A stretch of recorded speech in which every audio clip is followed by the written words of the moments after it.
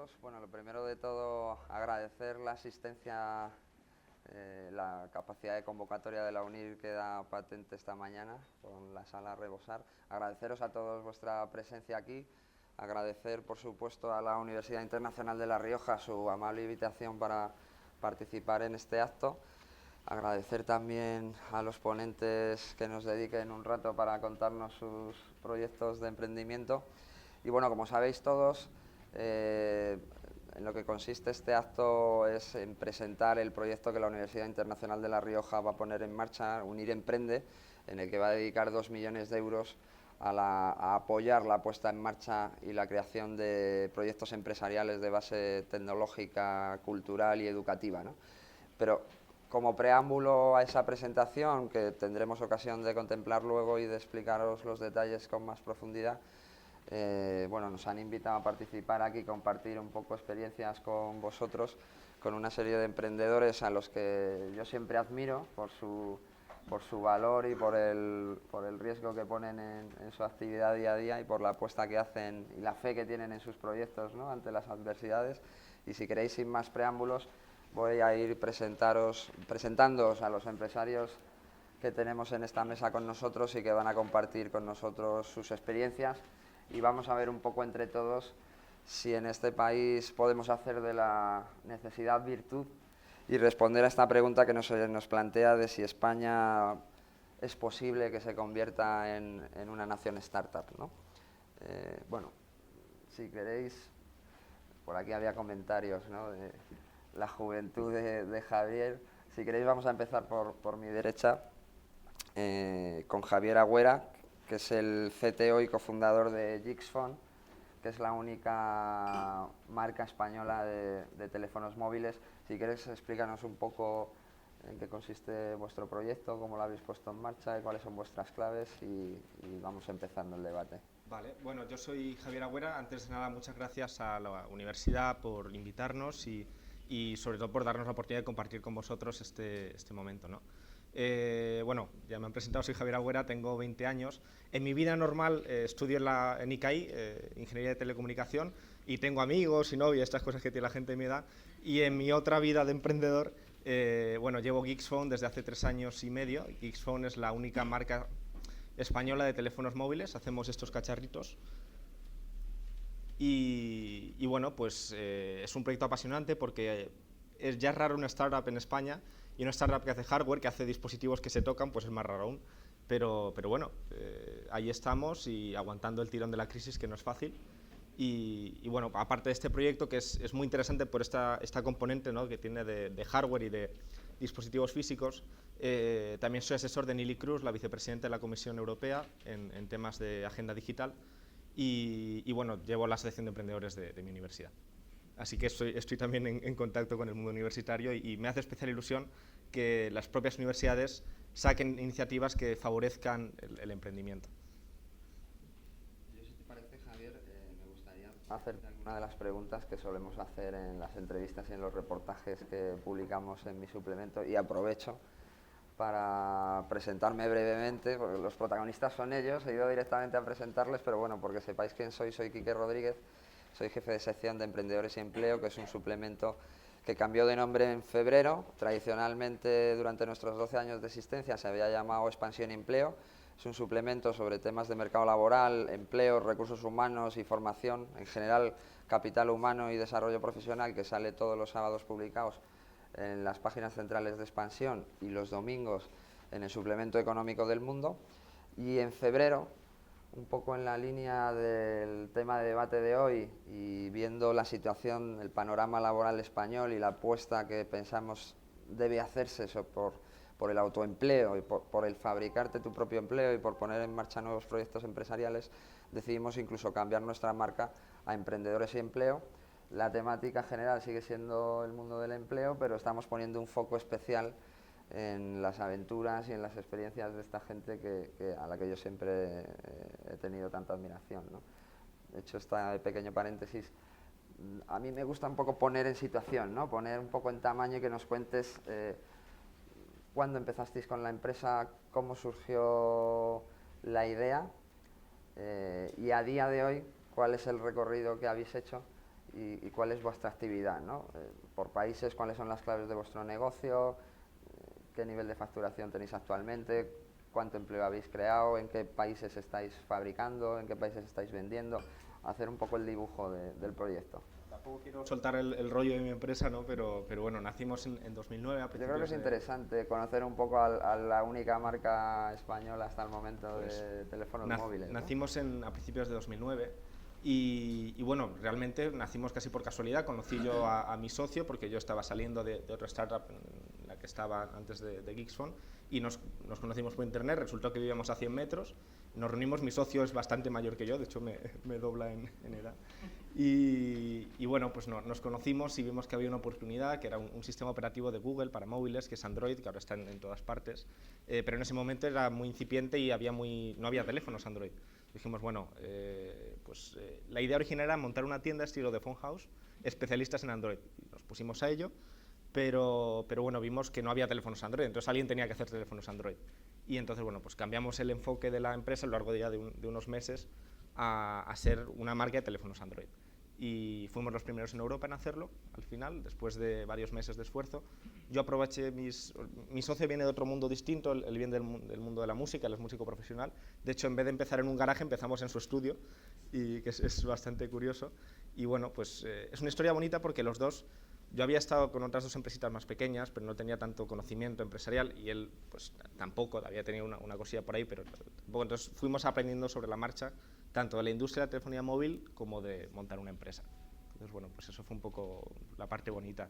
Empleados, pues seguimos siendo una empresa muy pequeñita, muy austera, somos como 7 personas en núcleo, subcontratamos bastante, entonces somos como 15 en total, más o menos operativamente, pero el día que fabricamos en China somos 600, eso sí, solo un día, en Asia.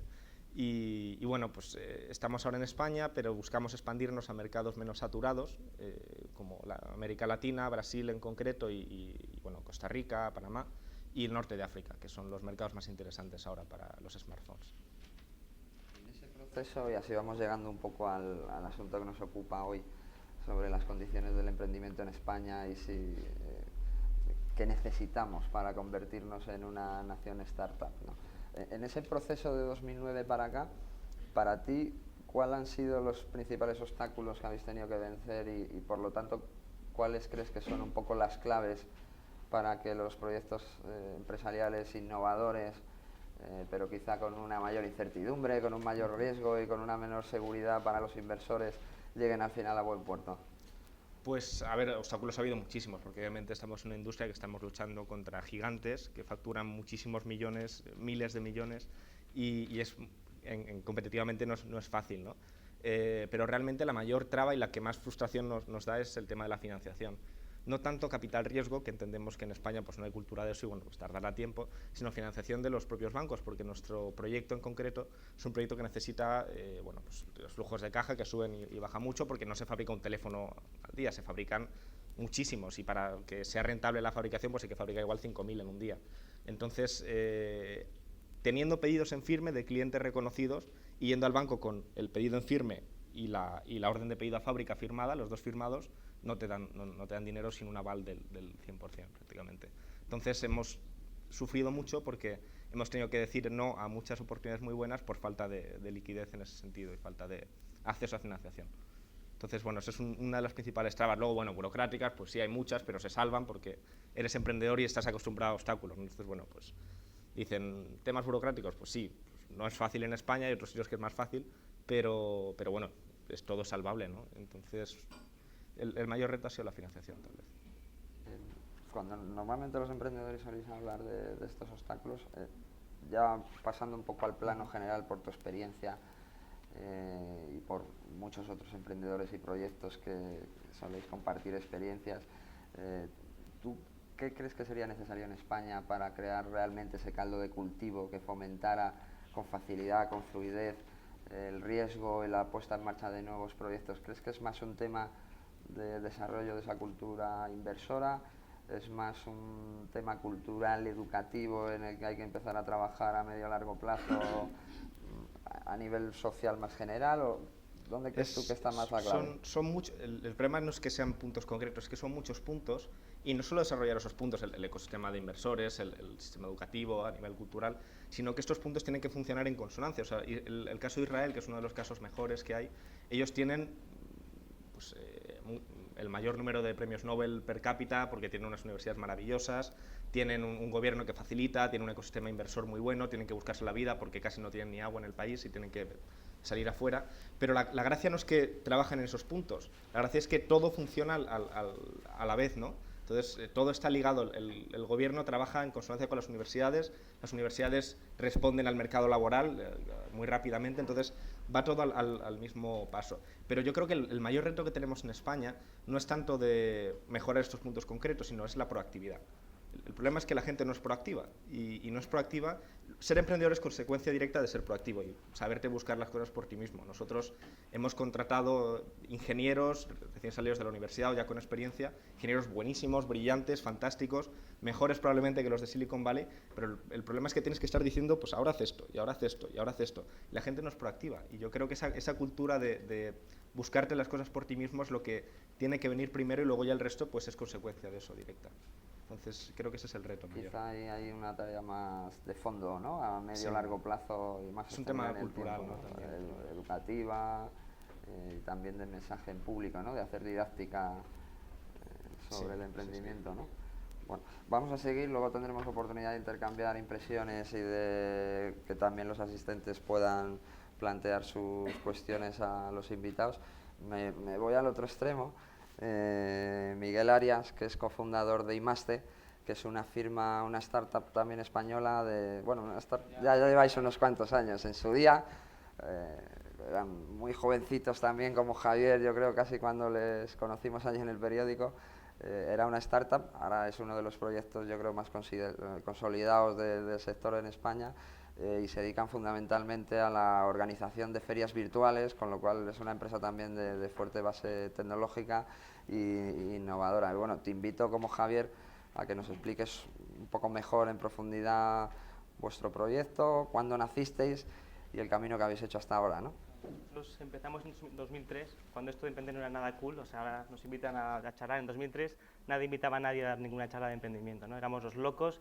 Yo era ingeniero de caminos, digo era porque me jubilé entonces, y claro, para mi familia, después de hacer la carrera de caminos, trabajando en dragados, es decir, mira, lo dejas todo para... De hecho, lo dejamos todo para hacer fiestas para Erasmus. Nuestra gran idea de negocio, después de un Erasmus en Alemania y en Italia, algunos socios, era hacer servicios para Erasmus en Madrid. Dijimos, esto tiene que ser la bomba. El guiri viene a Madrid, no sabe nada, no sabe el idioma, no sabe dónde hacer las fiestas, no sabe dónde alojarse.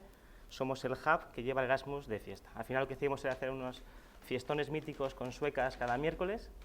Y claro, a mi madre, a mi novia, a mi padre, en 2003, recuerdo, ahora igual me dejaría, ¿no? Un emprendedor que tiene iniciativa. En 2003 era el loco que ha dejado la carrera prometedora de ingeniero de caminos para ser en relaciones públicas de discoteca prácticamente, ¿no?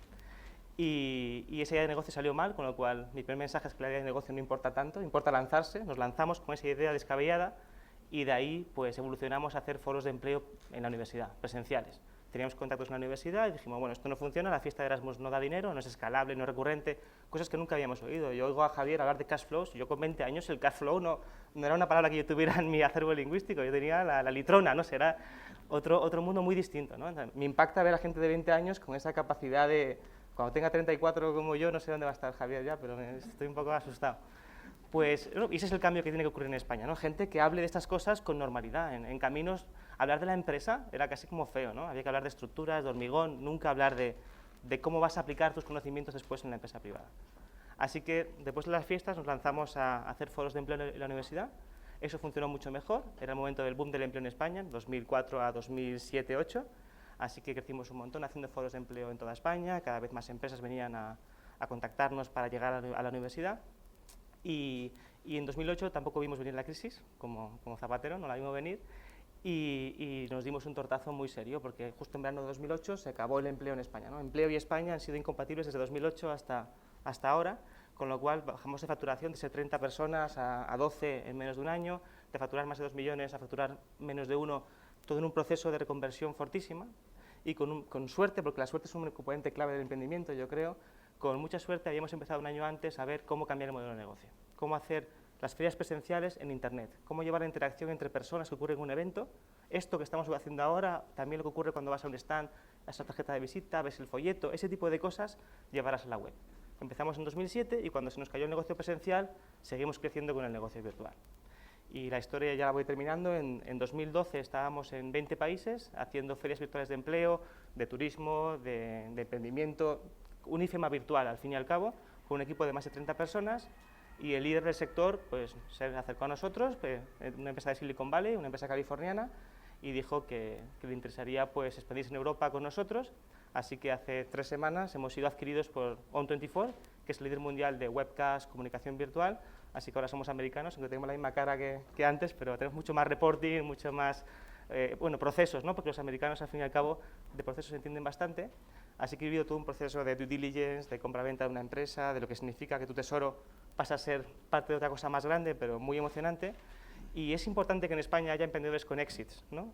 No digo con éxitos porque el éxito es relativo, depende de cada persona, pero sí que haya gente que pase el proceso entero, que monte la empresa, que demuestre que luego puede crecer, ser internacional, llega a una empresa americana o un fondo de inversión más grande o lo que sea, llega a la siguiente fase, porque eso hace que el ecosistema se retroalimente. Y hoy en día en España lo que falta, y sigo con lo que decía Javier, por una parte es cultura, por otra parte es ecosistema. No hay suficientes emprendedores que tengan capacidad, contactos y dinero suficiente para invertir en las siguientes rondas. Hay capital semilla, yo invierto como Business Angel en varios proyectos, para semilla hay mucho dinero, y hablaremos de Guaira, que es una iniciativa estupenda para gente que empieza, pero cuando acabas los Guaira es cuando tenemos el problema, ¿no? El gap está entre medio millón y millón y medio de inversión, y ahí hay muchos problemas. Comentas que visteis o tuvisteis la suerte es para que se encuentra trabajando en ese momento, ¿no? Pero yo creo que ya antes de la crisis comenzabais a trabajar en esas ferias virtuales, ¿no? Yo recuerdo quizá por el año 2006 o por ahí ya estabais con esa idea desarrollando. Ahora os acaban de adquirir esta firma americana. Siendo un proyecto de vuestro tipo, ¿hacia dónde el empleo en España, de momento a día de hoy, como lo hemos entendido tradicionalmente, el empleo por cuenta ajena, sigue bastante parado, ¿no? Entonces, ¿hacia dónde queréis dirigir el proyecto estratégicamente? ¿Tenéis ya ideas de hacia dónde vais a ir con la potencia ahora de este nuevo socio? Sí, sobre todo con nuestro socio, con On24, el mercado es mucho más corporativo. Las empresas cada vez se comunican más vía web, ¿no? El director general de una charla a todos los empleados a la vez, comunicación interna y externa, formación interna, cosas que antes no hacíamos porque no teníamos tamaño suficiente. Ahora que somos 400, ¿no? Pues ya tenemos capacidad de llegar a los Telefónica y ser su herramienta de comunicación interna. Para 1 a muchos, no 1 a 1 o 1 a 15, no somos el Webex, somos de 1 a 500, 1 a 5000. Entonces vamos a crecer mucho en España, Latinoamérica y toda Europa continental, pero con foco en España, porque la clave es que en España hay buenos desarrolladores, hay buena gente de marketing, hay buena gente de desarrollo de negocio, y además podemos atraer a gente desde fuera. Nosotros en Imaste somos ya 8 extranjeros de 32 y seguirá creciendo cada vez más. Nosotros fichamos a gente de fuera para llegar al mercado europeo, porque para trabajar en Francia hay que tener franceses en plantilla, para trabajar en Alemania hay que tener alemanes en plantilla. Y Madrid es un lugar estupendo para vivir y para atraer a la gente de fuera, ¿no? Entonces yo creo que crear hubs de desarrollo de negocio en Madrid para ir fuera es fundamental. Entiendo que tú responderías sí a la pregunta de esta mañana, ¿no? De España nación startup, ¿es posible? Sí, definitivamente sí. Lo has señalado ya, dos de las claves a tu juicio, ¿no? El ecosistema de inversores y la cultura empresarial, emprendedora. Entiendo por lo que dices ahora que crees además que tenemos las personas, el ingenio, la capacidad, la formación y los profesionales necesarios para ello. Te hago la pregunta para que puedas explicarte un poco más, aunque ya lo has señalado un poco de pasada, ¿no? Yo doy un mensaje positivo de la mesa, ¿no? Entre esas claves de capital humano, sí, cultura inversora y cultura innovadora, cultura empresarial, tú que ya llevas casi una década de experiencia como emprendedor y que has pasado todo ese ciclo que apuntabas, ¿qué pedirías? Tenemos algunos responsables políticos en la sala, otros que van a visitarnos después. Tú como emprendedor, ¿qué necesitas? ¿Qué pedirías para facilitar el éxito de vuestras tareas? Para ser polémico diría que nos dejen en paz, es lo que necesitamos sobre todo. No, necesitamos que nos permitan hacer crecer nuestros proyectos, que no nos pongan trabas en el camino, ¿no? Estaba pensando, tenemos oficina en Serrano 40, Serrano se levantó durante 5 años sin una fibra óptica. es absurdo, pues que el político se encargue de que haya fibra óptica en Serrano y en todo Chamberí, ¿no? Hemos montado un grupo de emprendedores de Chamberí Valley, que son gente que factura más de 1 millón de euros en Madrid. Hay más de 30 empresas tecnológicas que facturan más de 1 millón de euros, que dan empleo a más de 500 personas. En Chamberí no hay fibra óptica, ¿no? Hay que ir a Alcobendas para tener fibra óptica. Es absurdo, es una decisión política que pues, se podía tomar ahora. En Madrid, por encima de un primero, no puede haber oficinas. Bueno, un 95% están por encima de un primero, pero por normativa no se puede. Pues ese tipo de cosas sí se pueden hacer desde el ámbito político. El resto, dejadnos a nosotros, que ya haremos para encontrar nuestras habichuelas como podamos. Bueno, pues vamos a seguir presentando al resto de los presentadores. Luego tenemos tiempo de seguir intercambiando experiencias. Os animo también a que os interrumpáis o intercambiáis impresiones o opiniones cuando están hablando el resto de los compañeros. Voy a presentar a Gonzalo Martín Villa, que es el responsable global de Guaira, que, como señalaba Miguel, es una importante apuesta que ha hecho el Grupo Telefónica por ayudar, impulsar y acompañar, ¿no?, a un montón de proyectos emprendedores, de startups de base tecnológica. Y sí me gustaría, sería interesante que te detuvieras en primer lugar a explicar por qué habéis hecho esa apuesta y luego que nos cuentes un poco en qué consiste el proyecto, ¿no?, para todos los que puedan estar interesados o puedan recibir ayuda de este proyecto.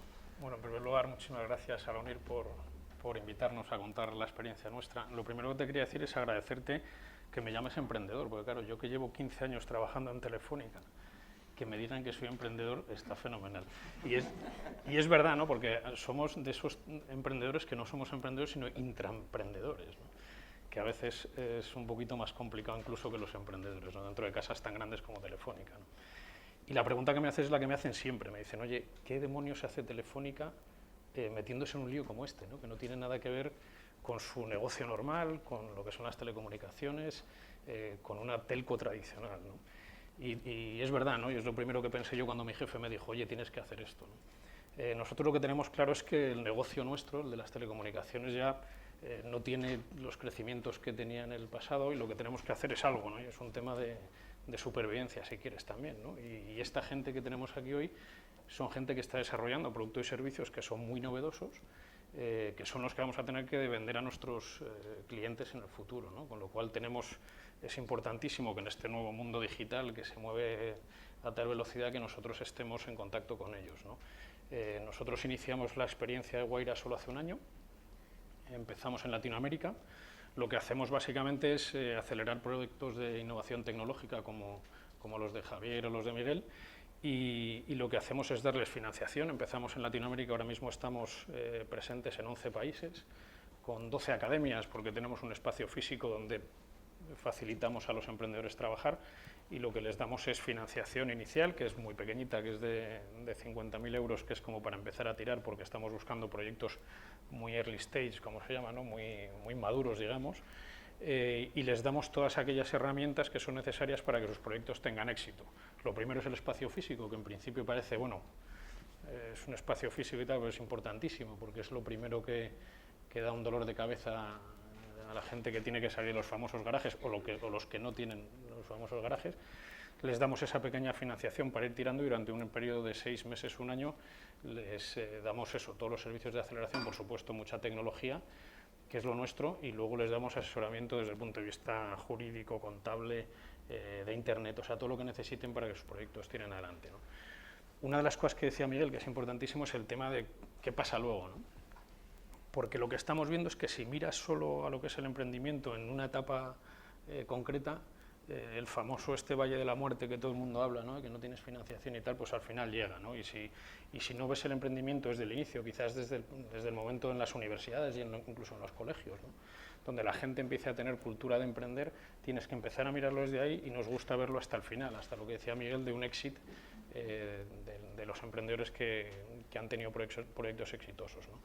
Entonces, desde Guaira lo que estamos haciendo estamos enfocados en un momento de madurez muy concreto, que son los proyectos early stage, cuando están empezando, pero sí queremos verlo desde el punto de vista más global, ¿no? Estamos haciendo cosas con universidades, programas Talentum, donde tenemos universitarios que trabajan dentro de las academias Guaira con nosotros y les vinculamos a los proyectos que estamos acelerando. El siguiente paso, que es el de la financiación, que nosotros, ahí con Javier estoy de acuerdo, pero siempre pensamos que la financiación en este momento es importante, pero es más importante el apoyo. Nosotros al final le estamos dando alrededor de 50.000 euros, pero lo importante es todo lo que tiene la plataforma de una empresa tan grande como Telefónica detrás, ¿no? Y eso durante esos 12 meses creemos que es clave porque es el momento que te das cuenta que el tema despega o no despega, ¿no? Pero es verdad que después existen huecos, sobre todo de financiación, que tenemos que ir rellenando con Business Angels, porque evidentemente la financiación que piden esas startups que nosotros estamos acelerando no son financiaciones para un venture capital, porque son más baratas, digamos, y eso lo tenemos que rellenar, ¿no? Y seguir rellenando todos esos huecos hasta ver cómo la empresa al final tiene un posible éxito satisfactorio, ¿no? En cuanto a lo que estáis hablando del crear un Startup Nation, ¿no? Como el libro entiendo que hacéis referencia al libro de Israel de Saul Singer, ¿no? Si te lees el libro es muy claro, ¿no? Es un tema de muchas cosas y no es fácil hacerlo en muy poco tiempo, ¿no? En Israel se han dado circunstancias muy especiales, que las comentaba Javier, el tema cultural, el tema que es un país pequeño. Hace poco hemos estado nosotros y nadie piensa en Israel, la gente piensa en global. O sea, ahí le preguntas a alguien que tiene una startup y le dices, oye, ¿tu mercado cuál es? Dice, el mundo.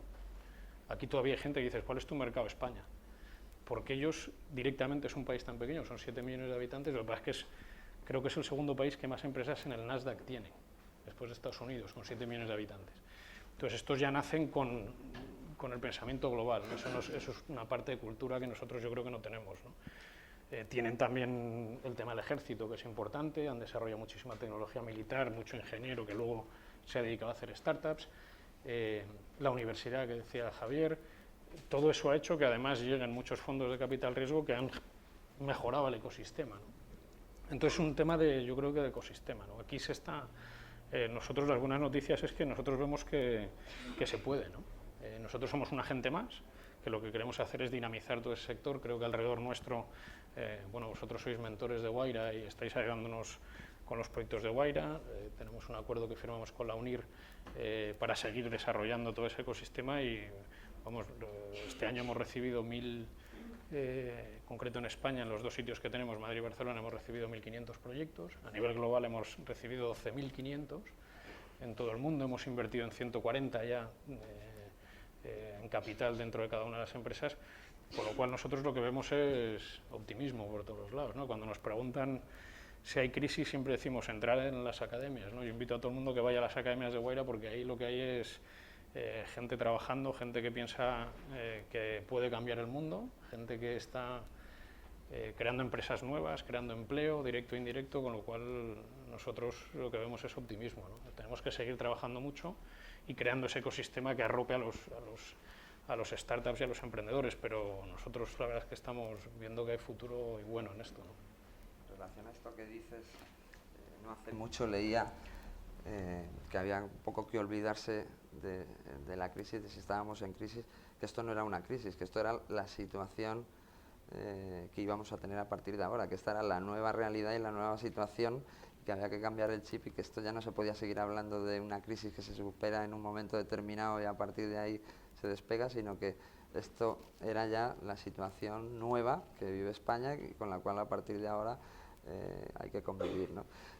Por lo que dices, os doy algunos datos simplemente que he querido porque cuando hablamos de estas cosas, por poner un poco de tamaño y un poco de números y tratar de responder a esta pregunta, el año pasado en España se crearon 84.000 nuevas sociedades, nuevas empresas, que supone un 5% más respecto al ejercicio de 2010. Lleva una línea de crecimiento desde 2009, si bien no alcanza los niveles de creación de empresas del año 2008, anteriores a la crisis, ¿no? Lo que sí me llama profundamente la atención es el capital invertido en la puesta en marcha de estas empresas, que en el año 2010 fue de 7.500 millones de euros y en el año 2011 ha sido de 21.500 millones de euros, lo que supone un crecimiento del 184%. Según el informe de DIB, una empresa especializada en este tipo de estadísticas. casi un 200% en la inversión total en las nuevas empresas que se han creado en España. Yo, por nuestra experiencia en Emprendedores Empleo, desde donde toda la vida nos hemos ocupado de los emprendedores, ¿no? Pero no con tanta intensidad como ahora. Desde hace 3 meses para acá es un foco muy grande y una apuesta muy grande por dar contenidos a diario sobre temas de emprendedores, ¿no? Y yo estoy llegando a una idea, que te la planteo por esto último que comentabas, de si estamos ya un poco empezando a crear ciertas bases de ese ecosistema. Luego me gustaría que lo respondierais también los demás. Lo que yo decía al principio, quizá yo llego a la conclusión a veces lo idóneo sería hacer de la necesidad virtud, ¿no? O sea, siempre se ha dicho que en España tradicionalmente no ha habido una gran cultura emprendedora, ha habido un poco más de aversión al riesgo, no es algo que los chavales en los colegios desde pequeños estuviera muy desarrollado, ¿no? Les inculcáramos mucho esa idea, y socialmente y en las familias sobre todo, ¿no? Pero sí que es verdad que, viendo la situación actual, mucha gente está decidiendo tomar las riendas de su vida y fabricarse no grandes proyectos empresariales quizá más sofisticados como el de Javier o como el de Miguel, pero sí una manera de vivir, ¿no? De crear su autoempleo, pequeños proyectos, sin quizá una ambición tan grande y una necesidad de inversión tan grande, pero se están poniendo en marcha. La gente se está tirando a la piscina quizá porque no queda otra, ¿no? No sé tú cómo estás viendo, si efectivamente es así. Yo creo que sin duda, ¿no? El tema cultural es importante. Yo, cuando decías eso, que tú cuando acabaste la carrera le dijiste a tus padres y tal que ibas a hacer una locura de estas, yo cuando empezamos hace muy poco esto de Wayra, lo que pasa es que hemos ido muy rápido, yo me acuerdo cuando le dije a mis padres, me voy a ocupar una cosa que es de emprendedores, se llama Wayra, de startups tecnológicos, la primera cosa que me dijo mi padre es, pero en Telefónica, ¿no? Como diciendo, oye, tampoco nos pasemos, ¿no? Entonces yo creo que es verdad que cada vez hay más cultura, quizás por esa necesidad, ¿no? Que la gente tiene que hacer cosas, ¿no? Pero queda mucho que hacer. El otro día que estuvimos en Silicon Valley, la diferencia es que en Silicon Valley, que se organizan un montón de cosas alrededor de bares, cervezas y hay un montón de encuentros entre emprendedores, te das cuenta que la gente te cuenta una idea, oye, voy a hacer esto, ¿no? La inmediata reacción de todo el mundo es fenomenal, ¿cómo lo vas a hacer? Y yo creo que en España falta ese clic, ¿no? El ayudar, ¿no? El decir, oye, ¿cómo lo vas a hacer? Sí, ¿no? Aquí es más bien bueno, menuda te estás metiendo, ¿no? Entonces, ese cambio de cultura es importante. Luego, otra cosa que hemos visto nosotros en nuestra corta historia de Wayra, que llevamos un año pero muy intenso en esto, es que en 6 meses hemos sido capaces de conocer a todo el ecosistema. Eso está muy bien para nosotros, pero muy mal, porque quiere decir que el ecosistema es pequeño. Entonces, nos ha venido bien, porque al final, pues claro, tenemos a todas estas personas que nos están echando una mano mentorizando los proyectos y ayudándonos en el jurado para elegir los proyectos, etcétera, etcétera, pero claro, somos pocos, ¿no? Yo me acuerdo la primera vez que hicimos un encuentro de mentores y gente del ecosistema en Wayra, pues bueno, Wayra se llenó y no sé quién puso un tuit que dijo, si ahora mismo por una bomba aquí se acaba el ecosistema del emprendimiento en España. Y entonces yo dije, joder, esto es bueno para nosotros, porque quiere decir que hemos logrado agrupar, pero es malísimo, ¿no? Porque en realidad somos muy pocos, ¿no? Y cosas como esto que sucede hoy, ¿no? Los impulsos de entidades como la UNIR, como lo que estamos haciendo nosotros, como un montón de gente, business angels, ¿no? Lo que hace Miguel, que es espectacular y que es gente que ha tenido éxito en sus propias experiencias y luego se dedica a ser business angels para otros, ¿no? Eso es lo que necesitamos, ¿no? Historias de éxito, pero que además reviertan en futuros proyectos, ¿no? Y todo eso es lo que está haciendo que esto crezca y que esperemos que vaya bien, ¿no? Hablabas de las familias, ¿no? Y de la cultura. Es que antes competíamos con las madres, ¿no? Para fichar a un ingeniero. Era, no, a esa empresa que solo hay 10 personas no vayas, vete a Telefónica, vete a Indra. Lo bueno de la crisis es que Indra y Telefónica ya no fichan a nadie, así que tenemos un pool de ingenieros que ahora mismo, está estudiado, ¿no? Las startups no se crean más empleo neto en cada país, en Estados Unidos, en España. Entonces, que Telefónica, aunque me meto con Gonzalo, que Telefónica no esté fichando ahora tanto como antes, es una oportunidad para los demás. Y no todo el mundo tiene que ser emprendedor, o sea, está bien esto del hype de emprendedor. La gente tiene que querer trabajar en startups.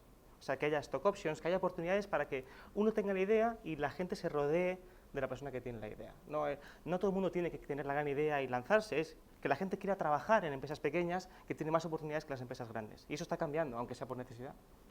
Yo creo que debería ser una de los focos también, ¿no? El otro día en en una mesa redonda también, que también tuvieron la amabilidad de invitarnos, sobre emprendedores en el sector biotecnológico. Se comentaba también una firma de capital riesgo, Capital Semilla, especializada en ese sector.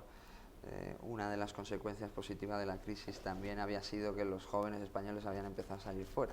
O sea, también se ha dicho que tradicionalmente el español, por la calidad de vida que hay en España, tanto a nivel más de jóvenes, de estudiantes, como a nivel de personas más senior, de profesionales en grandes empresas como Telefónica o tal, les costaba más la movilidad internacional, y muchas veces quizás se perdían oportunidades profesionales o empresariales por no cambiar de país, ¿no? Y se comentaba que otra de las consecuencias positivas, que yo creo que es a lo que tenemos que ir, ¿no? a sacar las lecciones positivas y las oportunidades que un entorno complicado como el que estamos viviendo, pero efectivamente con iniciativa y con ganas, se puede encontrar la oportunidad precisamente en esos momentos de crisis, ¿no? Y uno de los cambios de mentalidad y de chip positivos a los que quizás estamos asistiendo es a esa mayor apertura de muchos jóvenes profesionales españoles o emprendedores a lanzarse a la aventura en otros países, ¿no? Lo importante de eso es, y volviendo al esquema de Israel, es que vuelvan. Porque, y esto los de Israel lo hacen muy bien, ¿no? Se van a Estados Unidos, aprenden un montón en las universidades mejores del mundo, y lo que hacen es luego volver, ¿no? Y vertir ese conocimiento que tiene y toda esa experiencia dentro de su propio país, ¿no? Lo que no vale es que salgan y se queden por allí, ¿no? Porque entonces no... Bueno, ahí hay un gran debate, Gonzalo, me vas a permitir polemizar un poco contigo. Ahí hay un gran debate, ¿no? Hay quien lo pone con la connotación negativa de la fuga de talento, ¿no? O sea, y la pérdida de talento para un país. Y hay quien apuesta claramente por al final, a medio o largo plazo, siempre acabará siendo un beneficio para el país, ¿no? Los chinos me cuentan, yo no conozco profundamente China, pero hablando de estos temas me cuentan que los chinos lo tienen muy claro, ¿no? Y que no les importa que se vayan a formarse a los mejores sitios de Estados Unidos o a otros países, ¿no? Ellos piensan que a la larga, tarde o temprano, aunque no regresen, incluso a corto o medio plazo, siempre acaba revertiendo en el país, porque habrá gente que regrese, más a corto o más a medio plazo, habrá gente que desde fuera tiene familia, amigos, contactos, clientes en China, y siempre acabará llegando a acuerdos, comercializando en China, colaborando económicamente, comercialmente, de alguna manera con el país, ¿no? Y que ellos tienen muy claro que eso en el fondo es algo positivo, salvando todas las distancias y la diferencia con España. Ellos son más de 1.000 millones, pero yo también pienso a veces que hemos estado mucho tiempo diciendo que eso no se hacía y era un hándicap para nuestro país, y que eso en el fondo es rico, ¿no? Aunque muchas veces se le da esa connotación negativa de fuga de talento, de que los alemanes se nos están llevando los mejores ingenieros o tal, pero yo creo que en el fondo es positivo para el país, ¿no? Que hay que abrir ahí también un poco las miras y las oportunidades. No, sí, o sea, fuga de talento, lo que pasa es que yo creo que implica un poco el que se van y ya no vuelven y no revierte nada aquí, ¿no? Yo lo que creo es que lo que están haciendo el modelo israelí, gente que luego vuelve, y que lo que es importante es que eso de alguna manera revierta. No sé si es que tienen que volver o generación de negocio para España, lo que fuera, ¿no? Pero sí me parece que eso es importante, igual que es importante, y es uno de los temas que son de las cosas que se pide mucho, son los temas de, al revés, ¿no? Gente que venga aquí a trabajar, ¿no? Los temas de los visados, ¿no? Es complicadísimo traer a una persona cualificada a trabajar a España, ¿no? Con el tema de los visados. Y eso es un tema que se está insistiendo mucho de parte de los emprendedores y tal, igual que los empresas de capital riesgo, que es complicado para un capital riesgo extranjero venir aquí a España a invertir en proyectos españoles, ¿no? Con lo cual, esas son las cosas que decías, que no nos dejen en paz, que faciliten las cosas para que estas cosas sucedan, ¿no? Muy bien. Bueno, vamos hemos dejado para el final al más mayor, veterano, que además me contaba que no nos va a poder hablar de un proyecto, sino de los muchos proyectos en los que está metido, ¿no? Tiene una larga experiencia de emprendimiento y también de inversión, de impulso a otros proyectos de otros emprendedores, ¿no? De Business Angels. Es Manuel Balsera, es el CEO de Start DMC, que es un fondo de Business Angels, que ahora nos contarás un poco más en detalle, y de eTrain Global, entre otros, me decías, ¿no? Sí, pues sí. Manuel, cuéntanos un poco los principales proyectos que ocupan tu tiempo ahora. Pues en primer lugar, muchas gracias a la Universidad Internacional de La Rioja.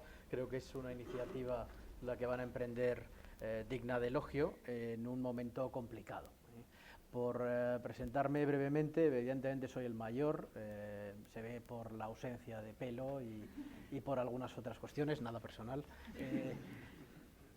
Bueno, ¿yo cómo me defino? Pues me defino como una persona que tiene un trastorno grave de personalidad, porque me dedico a muchas cosas al mismo tiempo y lo llevo haciendo desde hace mucho tiempo. Hasta hace relativamente poco tiempo era consejero delegado de una multinacional, pero mientras era consejero delegado de esa multinacional me dedicaba a emprender pues desde que tenía 23 años, que fue la primera empresa. Yo no tengo fondos de inversión, todo el dinero lo tengo en el banco o invertido, pero invertido normalmente en proyectos empresariales. La primera iniciativa que tomé fue en el año 2003, en el año 93, con una cadena de tiendas que además empezó aquí en el barrio de Salamanca, que se llamaba Etae Gallery, con algunos socios y compañeros. Posteriormente, en el 99, creé con Luis Ferola Ferretti y Javier Capitán Comomor.com, que también fue una compañía que funcionó muy bien y ganamos dinero. Luego entré en Corporación Multimedia y he estado a lo largo de mi trayectoria desarrollando numerosos proyectos empresariales e invirtiendo en compañías normalmente de base tecnológica, mientras compatibilizaba mi actividad profesional como directivo de multinacionales y me dedicaba también a la docencia en varias escuelas de negocio. En un determinado momento tomé la decisión de que hay que apostar por algo, o por varias cosas en mi caso, y decidí dejar el mundo corporativo. Entiendo que tiene un nivel de confortabilidad muy alto, pero bueno, en mi caso una cuestión personal vinculada a temas familiares me empujó definitivamente a hacerlo. Y que lo primero que creé en el año 2010 fue START. START DMC es un fondo de inversión participado por Business Angels que es único en el mundo. Y es único en el mundo porque básicamente todos esos Business Angels son invitados a participar, todos aportan la misma cantidad de dinero y son altos directivos de empresas del mundo de los medios de comunicación, de telecomunicaciones y demás. El único compromiso, aparte de invertir, es que a través de una herramienta que desarrollamos, analizan las distintas oportunidades de inversión y votan a favor o en contra de dichas oportunidades de inversión. Es decir, cuando decidimos invertir en un proyecto, la mayoría de los socios han decidido votar favorablemente a ese proyecto. Y es la suma del conocimiento agregado de altos directivos con muchos años de experiencia en distintos campos las que nos permiten pues ahora tener un portfolio de compañías bastante diversificado y haber efectuado nuestro primer exit hace apenas un mes y esperamos hacer el segundo exit en los próximos meses, lo cual pues nos da una tasa por el momento interesante. La gran ventaja es que además podemos ya fracasar las 10 próximas veces, lo cual quita muchísima presión de encima, ¿no? Adicionalmente, he desarrollado varios proyectos. El último que se está poniendo en marcha es iTrain Global, y esto surge de una conversación con otros business angels e inversores, y es que básicamente la discusión que teníamos era que no había empresas, startups españolas globales desde el primer momento. Normalmente lo que ocurre es que vinamos nuestro barrio, nuestra ciudad y demás, y no lo hacemos con carácter verdaderamente escalable, ¿no? Y entonces, pues esto es como solía ocurrir cuando salíamos hace muchos años de copas y se decía que no hay narices de desayunar en Valencia. Bueno, pues a mí me pasó exactamente lo mismo y que no os preocupéis, yo voy a hacer la primera startup global que se lanzará en varios países antes de que termine el año al mismo tiempo, ¿no? Y por eso surge iTrain Global, que va a ser el primer marketplace a nivel mundial de formadores presenciales in company, donde los directores de recursos humanos y formación podrán seleccionar directamente al profesor concreto que quieren que venga a darles su conferencia o su sesión formativa, ¿no? Respecto al ecosistema, pues ¿qué puedo decir yo? Soy inversor, soy emprendedor, soy profesor y mentor en Almunos, aparte de ser consejero en varias empresas tecnológicas. Yo creo, necesitamos desarrollar un esquema fiscal para los inversores que no existe ahora mismo. Hace poco yo viajo, al igual que Gonzalo, pues a Sao Paulo, a San Francisco, a Silicon Valley y a Israel, porque adicionalmente entre mis funciones formo parte del equipo fundacional de Playcast Media, que es la principal compañía de streaming de videojuegos israelí que hay en el mundo, y fui el primer gentil integrándome en la compañía cuando solo eran 7. Indudablemente tenemos que generar un esquema fiscal que permita que las inversiones fluyan, no solo las españolas, intentando fomentar las inversiones en pequeñas y medianas empresas, como la atracción de fondos extranjeros que hoy por hoy ni se plantean invertir en España porque hay otros países que tienen un régimen fiscal muchísimo más interesante. En Shoreditch hace unos meses hablaba con inversores, con business angels británicos, que nos decían jamás invertiremos en Europa continental porque las condiciones que hoy nos ofrecen ahora mismo en el territorio británico son sustancialmente mejores que las que hay.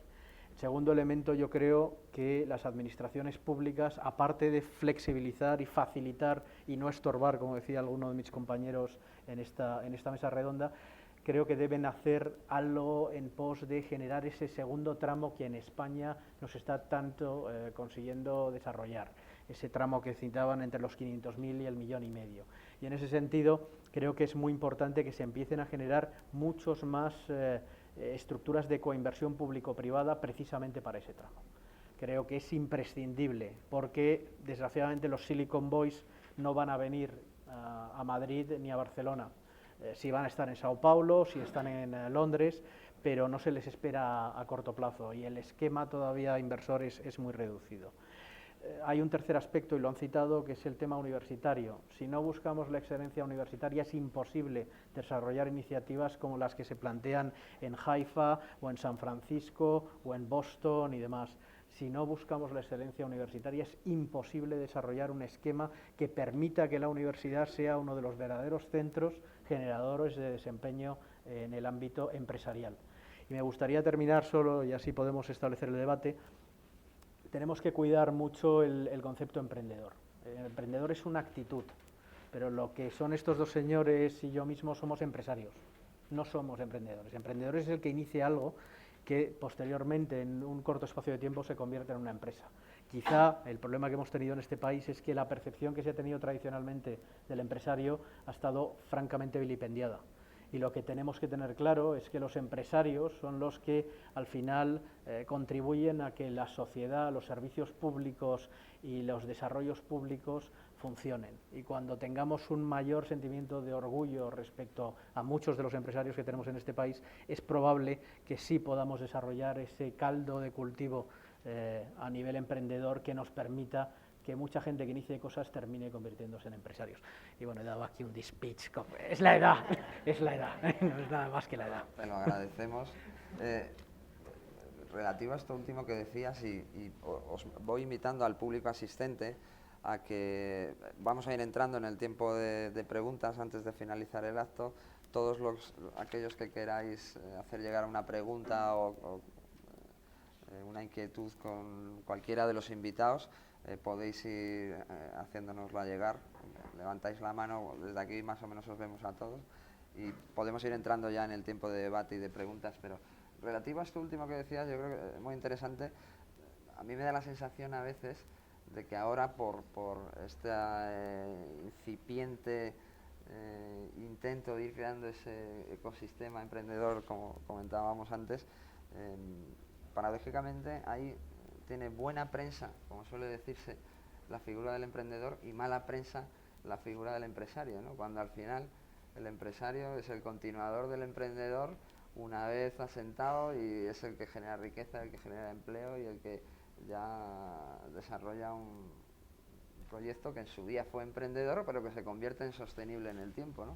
Paradójicamente está pasando un poco eso, ¿no? Hay muy mala prensa del empresario, muy buena prensa del emprendedor, ¿no? No sé qué os parece vuestra experiencia. A mí, vamos a ver, yo no evalúo 12.000 proyectos porque entonces ya, aparte de que duermo poco, pues mi mujer y mis hijos me verían de una manera virtual, pero evalúo cientos de proyectos todos los años, ¿no? Entonces, hay dos cuestiones respecto al emprendedor. El emprendedor es un estadio en el ámbito empresarial y luego es una actitud. ¿Cuál es el problema? Pues que estamos intentando, desde mi punto de vista, aplicar el modelo israelí o norteamericano en un país como España. España tiene unos condicionantes muy específicos y concretos que no son iguales que Silicon Valley y Haifa o Tel Aviv. Tenemos una tasa de desempleo del 25%, entonces gran parte del emprendimiento inicial va a ser generado por gente que no tiene otra alternativa para ser absorbida dentro del mercado laboral. Y eso implicaría que deberíamos repensar cómo debemos generar nuestro propio modelo de emprendimiento. ¿Significa que sea estanco y que no se relacione con los ecosistemas existentes de San Francisco, en Tel Aviv o en Londres y demás? Evidentemente no, pero sí es evidente que nosotros tenemos unas circunstancias concretas y específicas que deberíamos observar desde el ámbito, llamemos de inversores profesionales, de aceleradoras, de universidades y de administración pública, para ver cómo podemos encontrarlo, ¿no? y convertir y recapitalizar esa figura del emprendimiento en una figura más empresarial y que permita generar un ecosistema propio.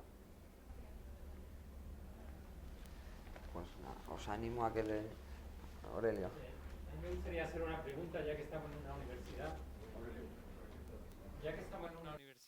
Me gustaría preguntaros cuál sería vuestra recomendación desde el punto de vista de oferta formativa que deberíamos de ofrecer para fomentar la cultura emprendedora.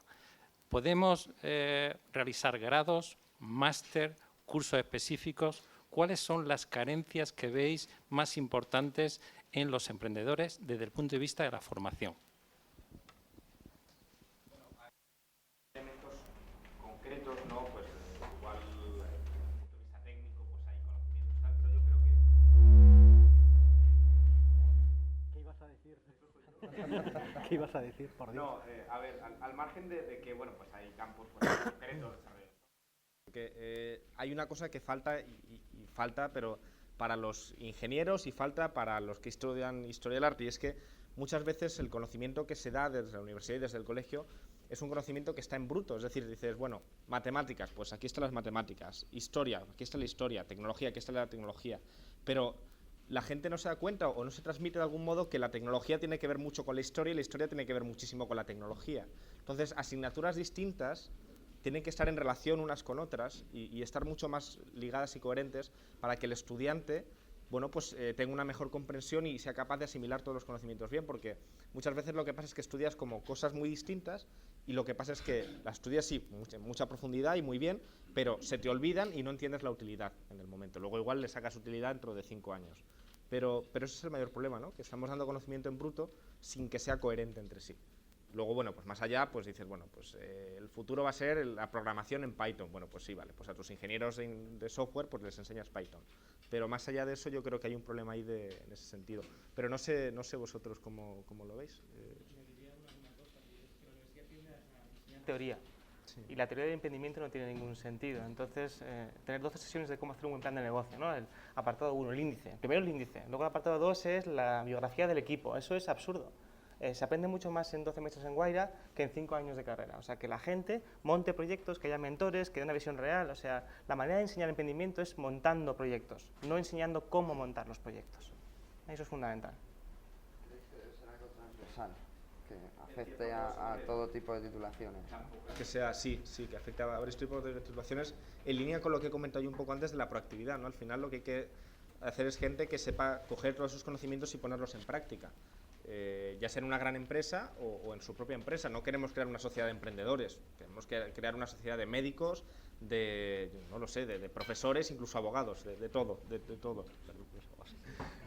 todo, pero gente con chispa y con iniciativa, que es lo que nos hace falta. Yo creo que ahí es donde está el quid de la cuestión. El quid de la cuestión es los conocimientos técnicos, hay numerosos instrumentos para generarlos. Están indudablemente las incubadoras, Guaira y otras muchas que hay en el mercado, pero yo creo que el verdadero componente que hay que trabajar en las universidades, en las escuelas y demás, es el actitudinal. Es, señores, asumir riesgos es bueno. Cuando logremos generar esa impronta desde los niños pequeños a los universitarios actuales de que no pasa nada por arriesgar, probablemente empecemos a encontrar un mayor volumen de emprendedores en muchas áreas, no solo en el segmento tecnológico, sino en otros muchos segmentos que necesita este país, ¿no? ¿Creéis que hay que hacer también? La línea que decías es eso, ¿no? Es lo que hablábamos antes de la actitud de Silicon Valley, ¿no? Oye, voy a hacer esto y nadie te pregunta, nadie te dice qué locura, ¿no? Te dice, ¿cómo lo vas a hacer? Cuéntamelo, ¿no? Y esa es la actitud, ¿no?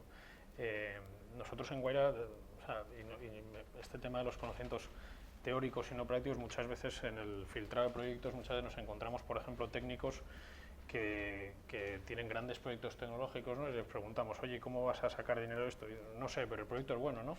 Sí, buenísimo, pero ¿cómo vas a monetizar esto? No lo sé, pero es bueno, no, sí, buenísimo. Entonces, eso es lo que hacemos nosotros en Guaira, ¿no? Ayudarles a esa parte complementaria que muchas veces no tienen, de esa parte práctica de tienes un buen proyecto tecnológico, oye, pero es que esto lo tienes que vender y esto Al final, por muy bueno tecnológicamente que sea, esto lo tienes que monetizar de una manera y ser un negocio a largo plazo, ¿no? Que es lo, y convertirte en un empresario, ¿no? Eso es lo que yo creo que falta, ¿no?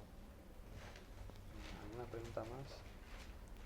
¿Creéis que hay que hacer también pedagogía con los docentes para la transmisión de esos mensajes, la creación de esa mentalidad, de esa cultura? Habría que empezar también por hacer pedagogía no solo con los emprendedores, los estudiantes, las familias, las madres. ¿Creéis ahí la figura también del docente? Yo creo que es importante, ¿no? Como soy profesor de alguna universidad de escuela de negocios, a mí me parece fundamental. Es decir, tenemos, si lo pensamos fríamente, en este país hay 3 de las mejores escuelas de negocio de Europa. Y sin embargo, lo que hemos estado desarrollando, y yo lo he hablado con algunos directores de esas escuelas de negocio y en algunas doy clase de las mismas, ¿no? Y lo que hemos creado son ejecutivos, no hemos creado empresarios.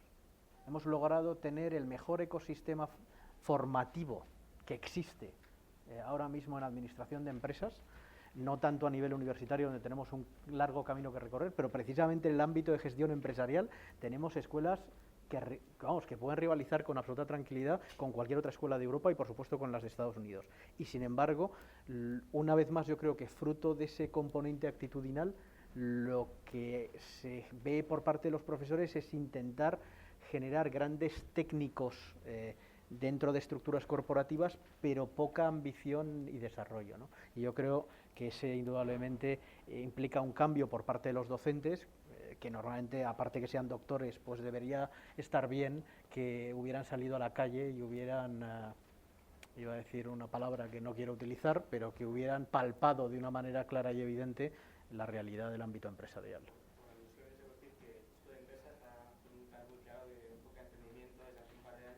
Liderado por Güemes y otra gente, y ligado a Wire también, y están haciendo cosas bastante interesantes precisamente para eso, ¿no? Para hacer ese cambio de chip desde ejecutivo hacia emprendedor.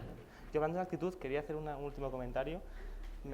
Como ejemplo, creo que ha hecho más por el emprendimiento en España la película La Red Social que todos los planes que hemos hecho hasta ahora, ¿no? Porque tanta gente ha visto de pronto, mira, esto es el proceso, así se monta una empresa, así ha ocurrido Facebook. Yo fui con mi mujer a verlo, ya va emprendiendo 8 años, y mi mujer me dice después de 8 años, ahora entiendo lo que haces, ¿no? Entonces, que en 2 horas te condensen cuál es el proceso y hacer más de eso, ¿no? Llevar a la masa qué significa montar una empresa, docente o quien sea, es fundamental. Me gustaría terminar con ese mensaje positivo que señalaba Miguel. Es verdad que tenemos un ecosistema pequeño, que España viene de donde viene, tiene la historia que tiene la tradición que tiene, y nos tenemos que sentir también orgullosos de ellos, ¿no? Cada país es diferente y no tenemos que imitar a nadie, sino crear nuestro propio camino, ¿no? Pero bueno, también es verdad que por necesidad o no, el caso es que mucha gente está rompiendo esa barrera mental de lanzarse a crear sus propios proyectos, de arriesgar, de crear su autoempleo, de poner en marcha nuevas empresas que generan riqueza, que generan empleo, y se está desarrollando ese ecosistema de business angels, de incubadoras, de aceleradoras, y yo creo que animaría a toda la sociedad en general, ¿no? También yo creo que se está empezando un poco a cambiar de chip, ahí también tenemos mucho que hacer las universidades, como la Universidad Internacional de La Rioja. Por eso lo interesante de la presentación hoy de este proyecto y esta apuesta por los emprendedores, los medios de comunicación, las universidades, los colegios y en general toda la sociedad, hacer esa pedagogía y esa didáctica, ¿no? Sobre el emprendimiento, para que España encuentre su camino como nación startup, ¿no? Así que nada, muchas gracias por la atención.